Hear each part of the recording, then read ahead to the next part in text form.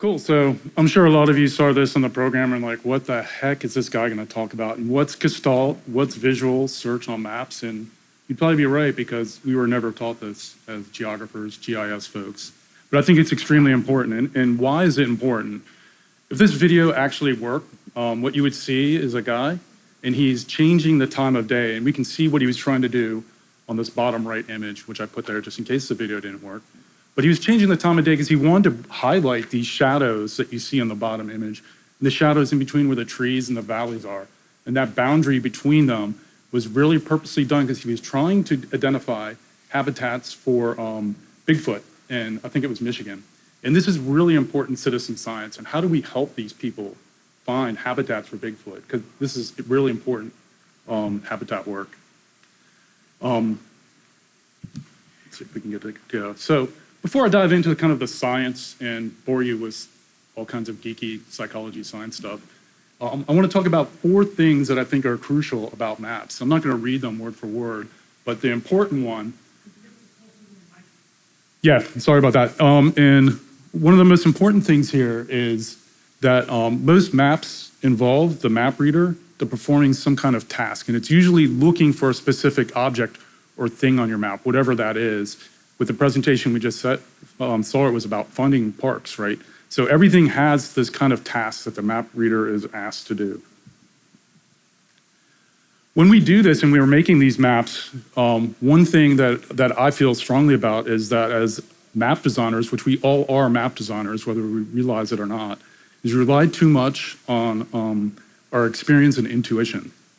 And this can be problematic. And why can this be problematic? If you don't recognize this image, this is an image from the movie Moneyball. And if you're familiar with it, it's a movie about baseball. And I always try to bring baseball in every presentation, so this is the way I did it. So in the center, we have Billy Beane, played by Brad Pitt, and he's talking to all these scouts. All these scouts are talking about this young kid in the draft that they're going to go after. And with like the ball explodes off the bat. He's got 5 tools, all this stuff. And this is all intuition experience that these baseball scouts are using. But Billy Beane has this big piece of paper and he says, but this guy can't hit. He never gets on base. He doesn't have a good batting average. He just can't hit because this is the evidence. And this is what you're missing when you rely on intuition. So this is what I hope to provide here.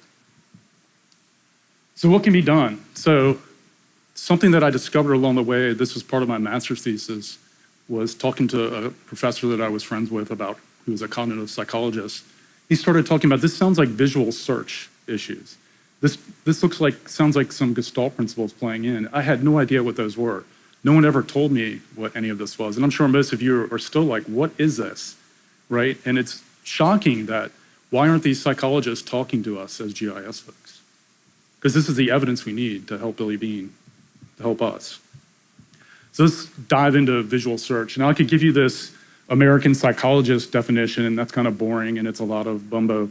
I just like to translate it into visual search is the process of searching for a specific object on a map, on anything. We're doing this all day, every day, right? So there's some concepts I want to go through just to define it so you understand it, because some of the concepts have similar language to what we use in GIS. So throughout this, you're going to see these green circles and red circles. When I talk about a target, this is the red circle. This is the thing you're searching for. The green circles are called distractors. So this is things that might distract you from finding that target. So we always talk about reaction time in visual search. That's how long it takes to find that red circle. And then we have features. So this is not like geographic features. This is all the attributes, the actual physical attributes to those distractors in that target. One of the main theories in visual search is this idea of feature integration theory. So this is the initial one that people kind of came out with. And it talks about 2 types of searches, a feature search or a conjunction search. In a feature search, no matter how many distractors you add, as you can see with the green and red, the reaction time stays flat and basically stays at the same time. So nothing really changes. And people will say that it happens in parallel, happens just all at once. In a conjunction search, you have 2 or more shared features between the target and the distractors. And as you increase distractors, the reaction time increases in linear fashion, meaning it's a serial search, and that's what they call it. It also means it's really hard to find the red circle on the right side, right? And as you add distractors, it takes even longer. Other theories started coming about because what they started realizing was there is no really, this dichotomy of search doesn't really happen when you're looking at this. And again, this is cognitive psychology based. It's really a continuum. And the idea is that all searches are really serial, just some are a lot less serial than others. And really what happens is as you're looking for things like on a map, you're assigning weights to all the objects really quickly and trying to discover which one is the actual target. In attention engagement theory, specifically, we talk about how distractors get more dissimilar to each other, and as the targets and the distractors start having similarities, that is the most serial search, which you see up in the upper right corner. That's the hardest. That's where you're going to see the longest reaction times, possibly the most amount of errors. So visual search and maps. This is kind of surprising. There's very little literature out there on people thinking about this. And you'd think this would be a main part of mapping because this is really what's happening. The visual perception when you're looking for those objects, all the things I just talked about, is happening. So we have a low exposure to this kind of psychology. I think maybe there was different buildings. I don't know why this is happening, but it is. The other thing is that even if you're exposed to it, it could feel unachievable because a lot of times we don't have control where things are located on a map. It is what it is, the shape, everything else. So that makes it a little bit harder for us to think about how we can bring visual search into it. There is some visual search literature, and this one from Robert Lloyd, a professor at University of South Carolina. He took these different types of features on aerial photography and placed them randomly across the map, either on a dark gray background or on a bunch of trees. And he attempted to do some visual search, and he found basically what we see in the attention engagement theory. So all the findings that came of that kind of matched up. However, one thing he did notice was that when he put one of the targets, like a schoolhouse, in one quadrant of the map, no matter how many distractors he put, if they were on other quadrants, the reaction times remained really low, just as fast as they were, just as fast as green and red. So there's something going on with the organization of information on maps too, the location of it. And this is where Gestalt principles come in. I don't know how many people have heard of Gestalt, but this is kind of a common theme when we talk about design. This gets brought up a lot, and this is from psychologists in the early 1900s came up with this ideas. Some people call them laws. I don't really like calling them laws because this is not like law of gravity, right? This is perception, and it can change from moment to moment. So the basis of this is this law of prognose, and it's really like everything will try to appear in its most simplest form. And these German psychologists would equate it to the way oil falls into water and forms spheres. That's the simplest form that the oil will take within water. And they would equate it to chemistry. This was kind of proven to kind of be incorrect, the whole chemistry part. However, most of these principles have never been refuted. So they've lasted for a long time. And maybe you've seen graphics like this before when we talk about principle of proximity. This is the idea that these 6 dots, because they're close together, actually look like 3 groups of 2, right? That's how we're perceiving them. With similarity, same thing, we see groups of light gray and dark gray rather than the separate dots. Enclosure, what we see is 4 circles in a box, even though those figures don't truly exist. None of those truly exist in their form on this graphic. And then the principle of good continuation, where these lines look like they're extending over each other rather than 4 separate lines. And this even happens when we have dots that are kind of going over each other. With continuation, it's really important to know that it's also proximity is also a factor, and the less sharp edges there are on those features when they're separated, the more likely that you'll see them as continuing. Like I said, and when I'm saying more likely, it's because perception isn't finite, like a law of gravity, right? Another part of Gestalt is this idea of figure ground. And I think this is a really important part of mapping that a lot of people maybe aren't paying attention to. So the symmetrical shapes create the figure, asymmetrical shapes form the ground, and the boundary between them is the contour, and this contour is really important. So in the top two, we see white and black alternating colors, and in the left, the white becomes the figure and the black is the ground. And then on the bottom, where all the shapes are symmetrical, you'll see a flip-flop of the face and base, because it's kind of a famous graphic for Gestalt folks.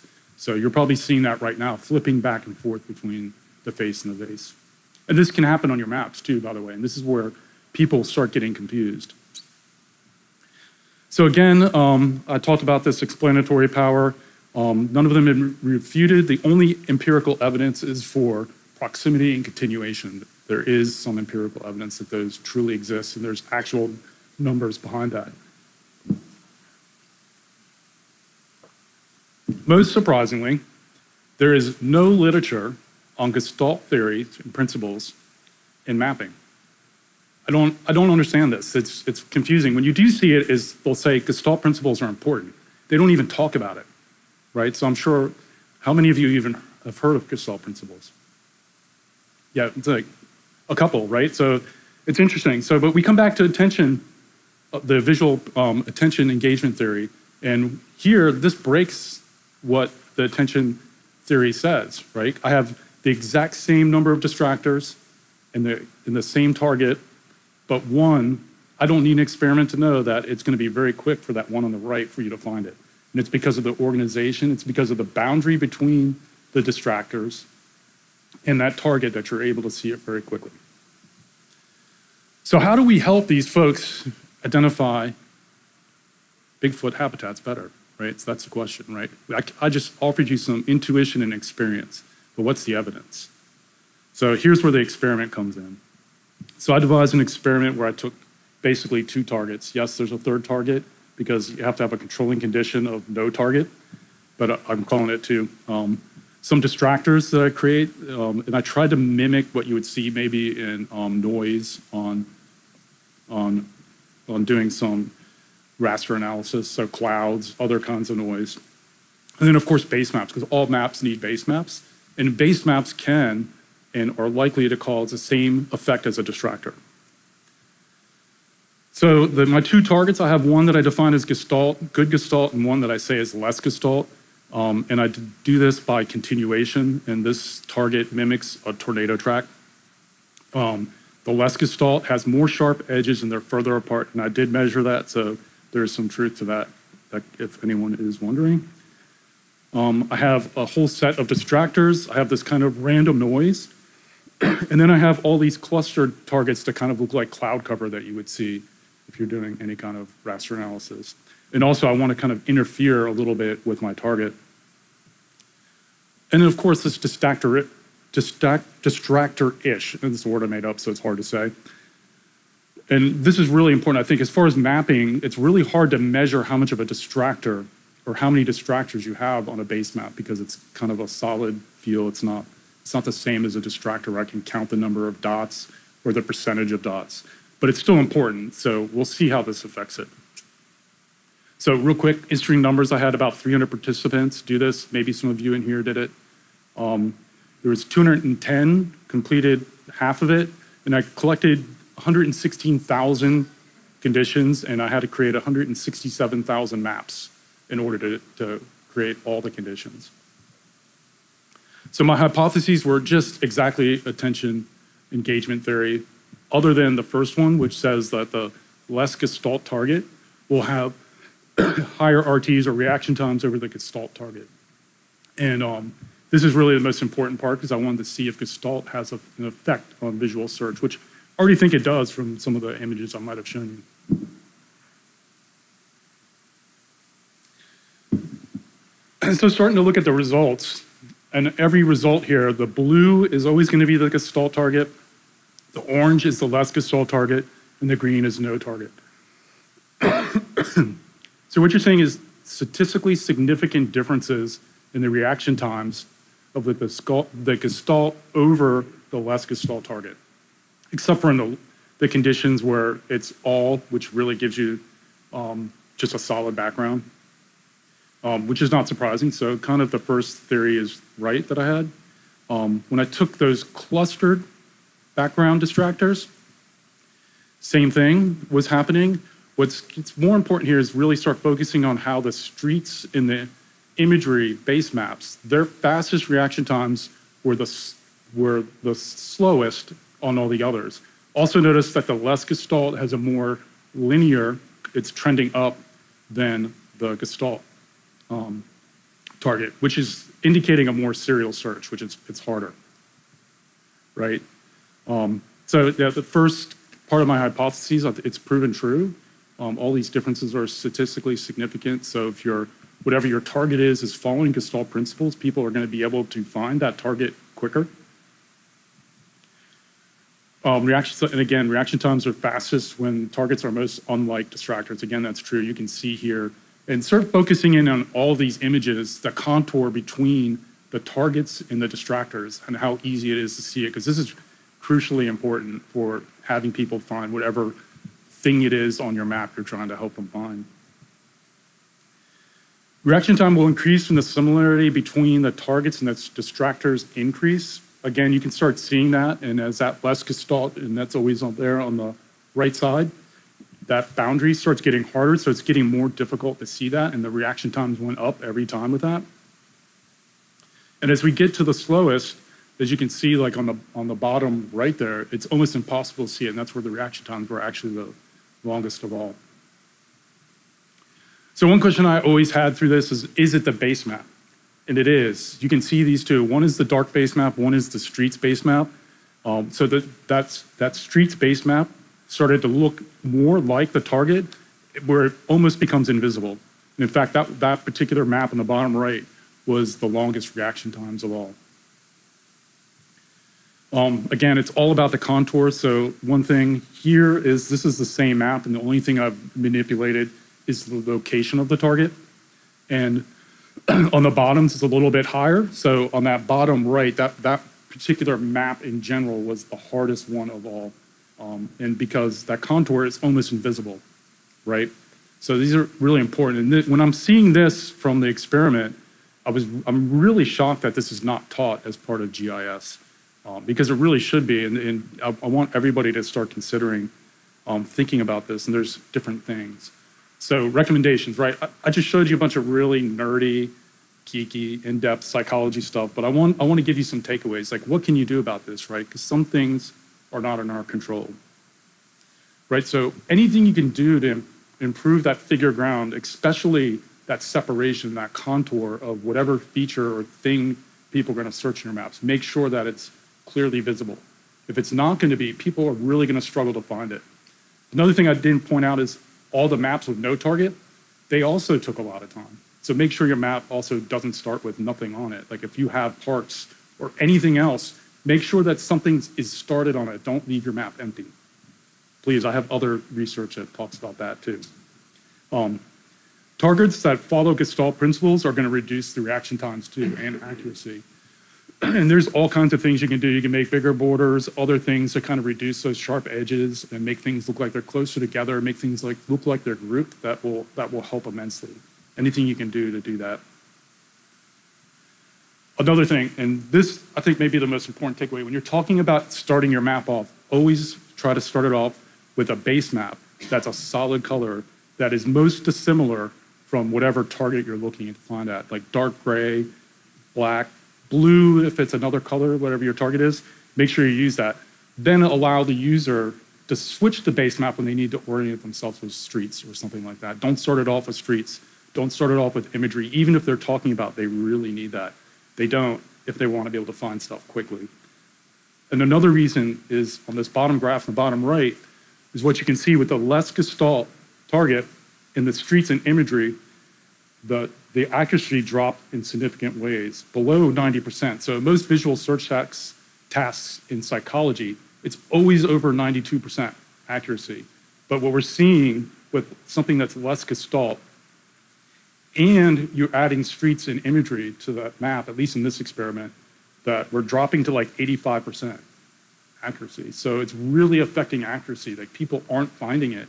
They probably just don't know where it is, right? So this becomes crucially important. So just consider that. And this hopefully will help all you looking for Bigfoot habitats. identify those better for everybody. Questions?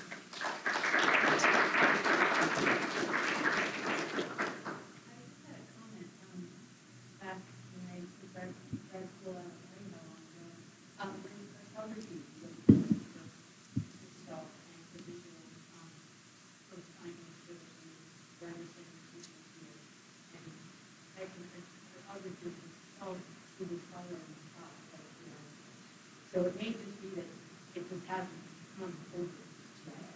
Yeah, I don't think it has. It might have been in cartography. There's like some older studies about some Gestalt stuff, especially with legends, is where a lot of people did it in legend symbology, but they weren't doing it in conjunction with the map. And I think that's just because we've gone digital now, and for whatever reason, it's gotten lost.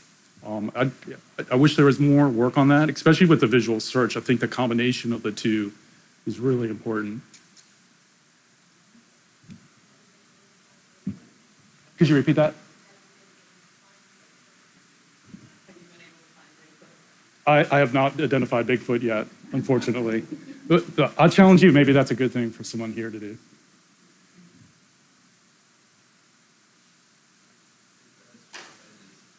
Yeah, it's like sharp edges, yeah. Avoid the sharp edges.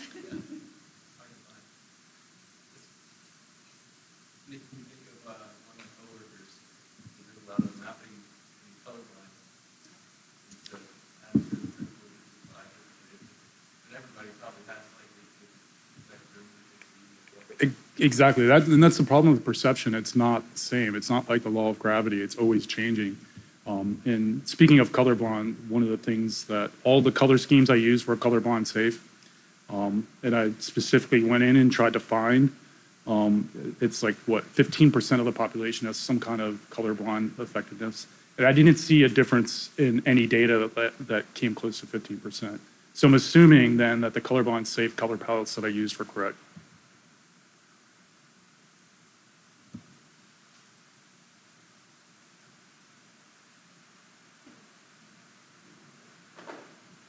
Okay, if there's no more questions,